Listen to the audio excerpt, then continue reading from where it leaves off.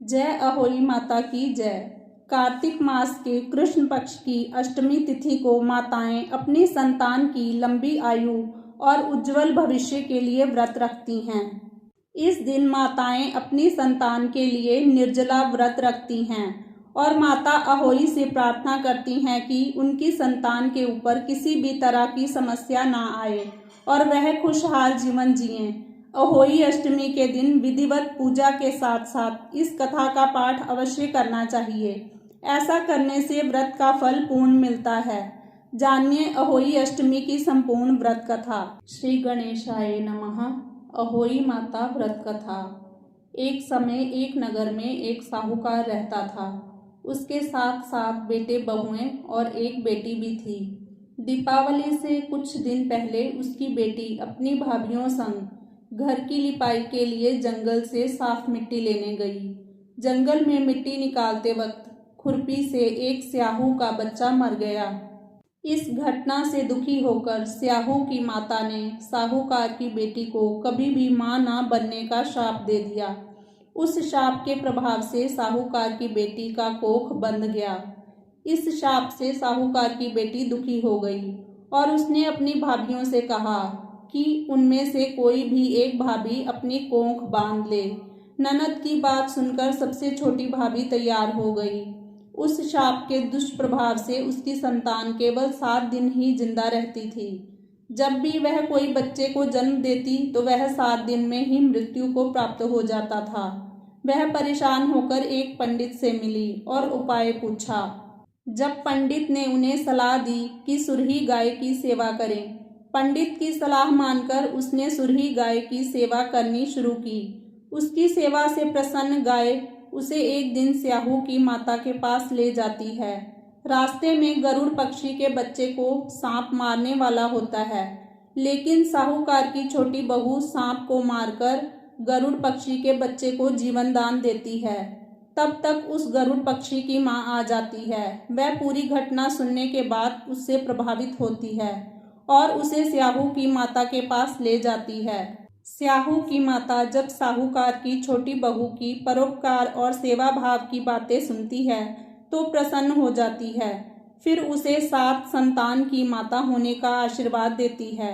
आशीर्वाद के प्रभाव से साहूकार की छोटी बहू को 7 बेटे होते हैं, जिससे उसकी 7 बहुएं होती हैं। उसका परिवार बड़ा और भरा पूरा होता है। वह सुखी जीवन व्यतीत करती है। अहोई माता की जय हो। श्री गणेशाय नमः। प्राचीन काल में किसी नगर में एक साहूकार रहता था।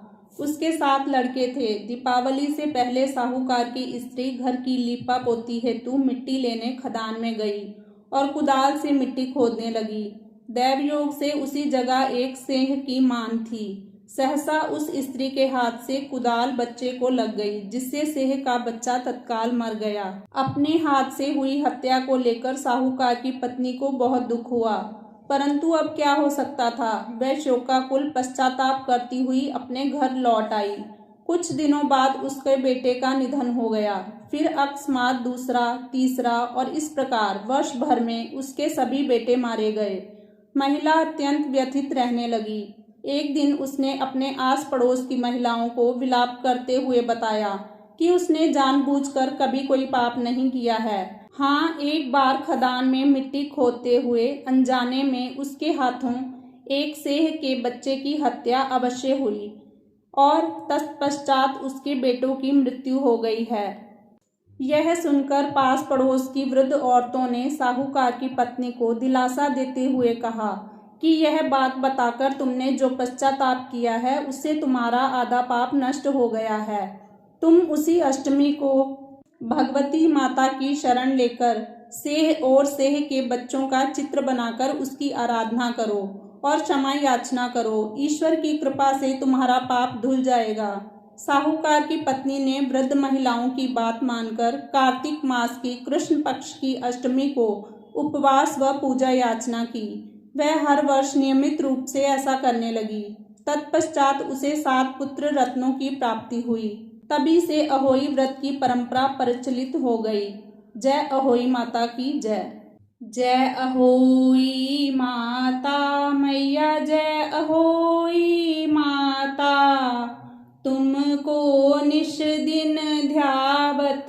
हर विष्णु विधाता, जय अहोई माता।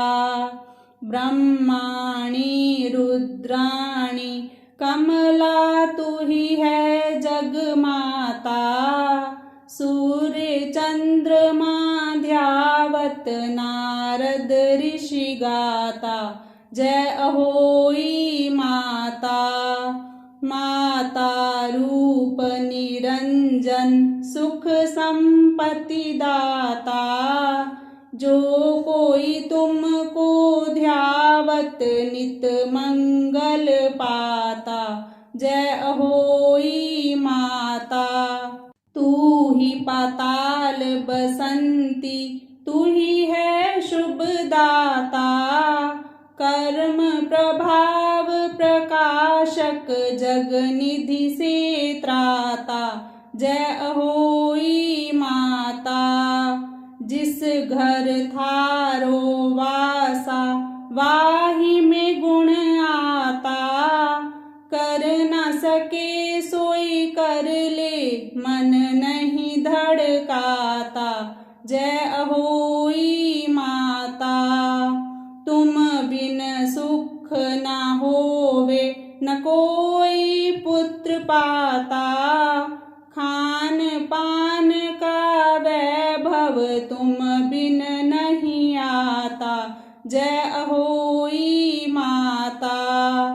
शुभ गुण सुंदर युक्ता, क्षीर निधि जाता, रत्न चतुर्दश तो कोई नहीं पाता, जय अहोई माता। श्री अहोई माँ की आरती जो कोई गाता, उर उमंग अति उपजे पाप उतर जाता, जय अहोई माता। जय अहोई माता मैया, जय अहोई माता। तुमको निश दिन ध्यावत हर विष्णु विधाता, जय